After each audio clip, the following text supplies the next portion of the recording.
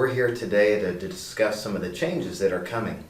So, pastors, you know that when change is afoot, that doesn't always go well. And so what we're trying to do here today is maybe remove some of the distractions and give people as much information as we possibly can in preparation for these changes that are coming. Right? Yeah, change is always difficult. One of the great things about the Elder Board here at Warrenton Bible Fellowship is that they very carefully consider any changes that are proposed before they make the move. And it's one of the things that makes my commitment to them even stronger, because their decisions are always based on what's best for the congregation. How will this affect the congregation? So we try to bring them along gently, and we try to make sure that they're not sweeping changes, and I think you'll see that that's what we're proposing today. But I've got a lot of respect for the way the elders handle it. Right. So I guess the big question are, what are the changes that are coming?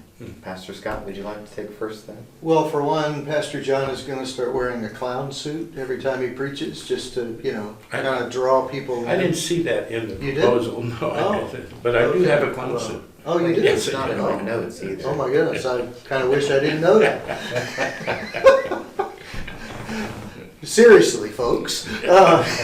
The big change that's happening is that we are forming a business committee for the church, and this business committee will operate under the oversight of the elders, but their responsibilities are going to be things like the budget and the general finances of the church, as well as overseeing the management of our facility and those sorts of things. Our elders have spent a lot of time dealing with those kinds of things, and cheerfully so, but according to the biblical standard, elders are meant to be the people who pray for the congregation and the people who set the doctrine and theology for our church. And so we're going to make this change with that in mind. Thank you, Pastor Scott. Pastor Kay, what are the reasons behind the changes? Well, for years, the elders have done this double duty, spending their time praying, discussing doctrine, but spending the majority of their time on administering the day-to-day business of the church. And they've done it well, but it's a lot to do. And frequently, the spiritual side of that gets shoved to the back while they take care of the physical side of it. So we've got this opportunity. Richard Ashby is stepping down as treasurer. He served this congregation faithfully and well for 42 years. And he deserves a break. He's staying on the elder board. But as we began talking about putting in a new treasurer and who that might be and how that works, we realized that this was our opportunity to allow the elders to move into this area of men of prayer and teaching the word, and bringing along other people that are probably more talented than any of us in those areas to administer the day-to-day ministry. So it's a prime opportunity, not just for the elders to focus what they're doing, but for other people to express their gifts and share them with the congregation as well. Yeah, that's good. Pastor Scott, what do you think the congregation will notice? Because some of this is behind the scenes and we don't necessarily see what's going on. But what do you think the congregation should expect? Well, I think the biggest advantage to the congregation is perhaps more access to the budget process, because there'll be several people on the business committee, which just means greater opportunity to discuss the business of the church with leadership. And so I think that's my biggest hope, is that it'll increase the involvement of the congregation in the business of the church. And I think that's important too, Scott, that we've got a great core group of people. They're committed to the church, they're loyal, and they're very diverse as far as their gifts are concerned. And I think that's going to give more people an opportunity to engage at their level of gifting. Amen. And Pastor Scott, how do you see all of this working? Well, the way that we've laid it out is, as I mentioned before, the business committee is under the oversight of the elders.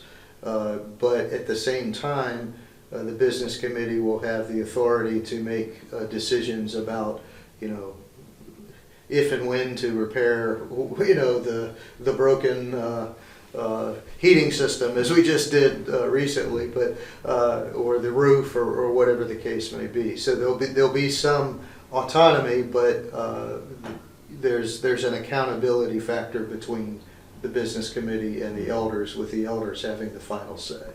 Okay.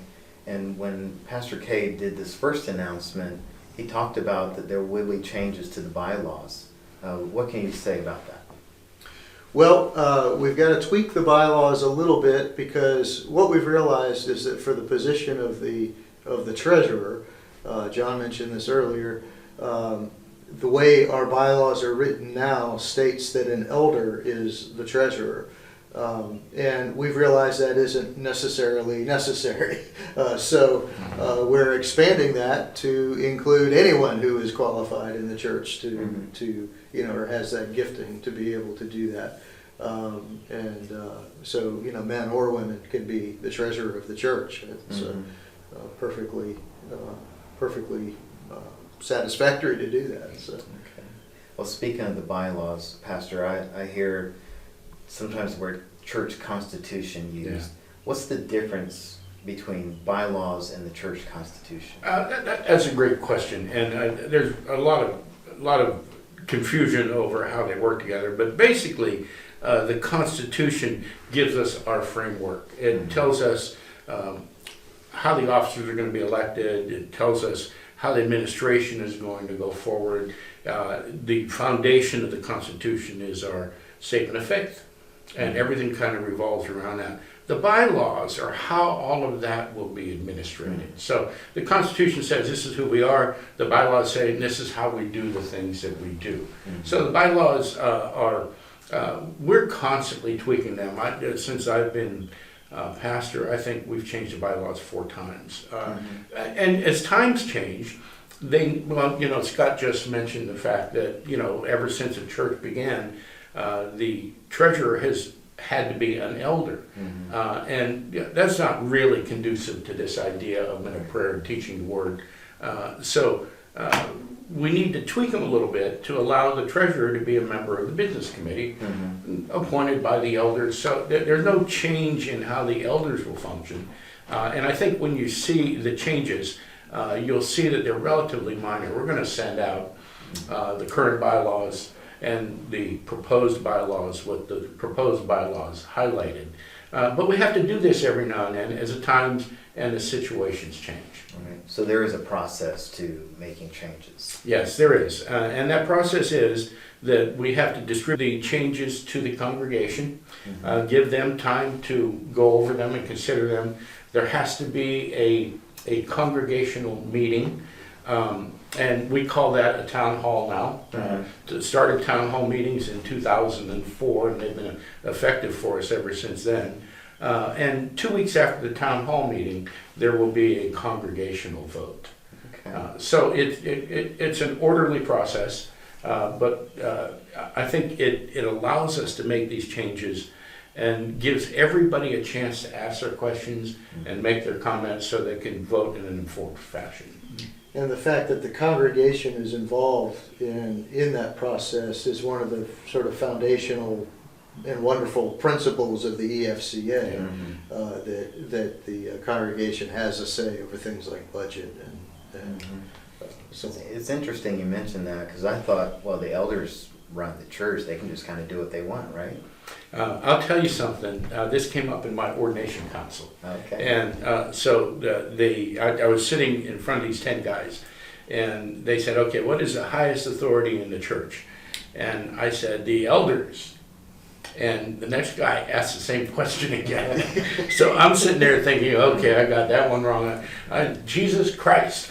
And the third guy said, think about this, John. And I don't have the slightest idea. Because I thought the same thing. I thought the elders have the authority. But the EFCA are the appendix to the Constitution of the EFCA, the appendix to the book Evangelical Convictions, also says that the highest authority in the church is the congregation under Christ. Now, it's very careful wording there. The congregation functioning under the authority of Christ, who elect the elders, who the elders are responsible to. So the elders have the spiritual headship of the church, but they are accountable to the congregation. There's a process in our Constitution to remove elders, to remove pastors, so that nobody wrests control of the church in a dictatorial fashion. So it's a real nice balance of, Ephesians 5 talks about us being in a mutually submissive relationship with each other, and eventually that ends up, this is Christ in the church. And it's a beautiful balance of scriptural principles in the ecclesiology of the church. Wonderful. So I'm sure there's timelines for all of this to happen. So what dates can we look forward to? Do you remember the dates? The 11th Yeah. of April is when we will have our town hall meeting. Okay. And then is it 2 weeks after that? Right, 2 right. weeks So after that would that, so it'd be be the 25th 25th. of April, we will have the vote. But all this information is going out immediately to Yeah. the whole congregation, Right. so. And we're under very unusual circumstances still, and so we will make accommodations for those people who cannot join us physically to join the town hall, to be able to vote. I'm looking forward to the time where we'll be able to all vote in person, but it's not right now. So we're going to make sure that everybody has an opportunity to give their input, and everybody has an opportunity to cast their vote. Right. And like you said earlier, change is inevitable as the church moves forward and the body of Christ ebbs and flows here. Is there anything particular that you'd want to tell the listeners what prompted this change? And what do you think about that? Scott? Well, we can always improve ourselves and Sure. improve the way things work. And like I said earlier, we found it to be a bit confining that an elder had to be the treasurer. And right now, with Richard stepping down, that we're at a loss as to who to turn that over to. Let's put it that way.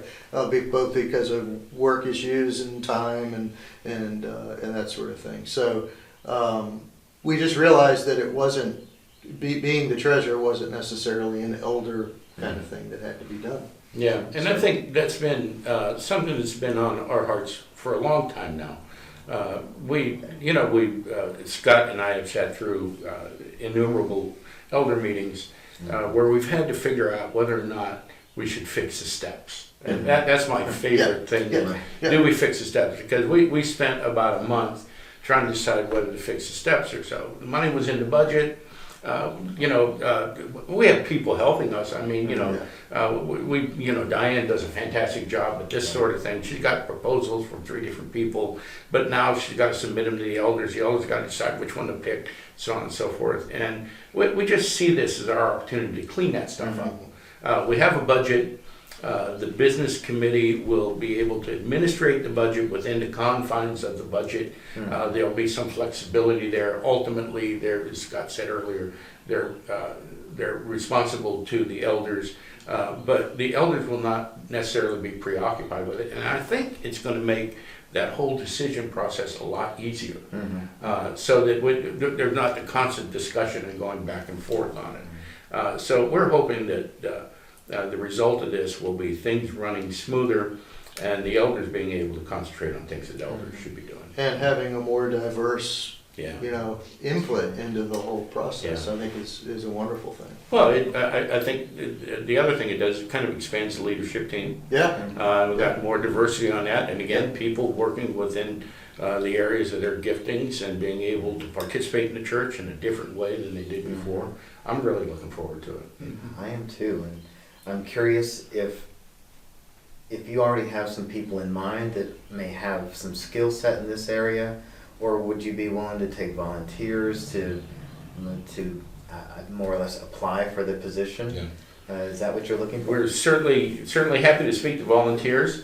Peggy Franklin is acting as assistant treasurer right now. and been doing a great job relieving Richard of a lot of that Sunday morning responsibility. So we're probably anticipating Peggy becoming the treasurer once the bylaws are changed. Charles Orndorff has agreed to head up the business committee. But if you're interested in being on the business committee, let us know, because we're looking to have five or six people on that. And yes, volunteers are welcome. That's fantastic. That's all the questions that I had for the two of you. Is there anything that you wished I would have asked you in this interview?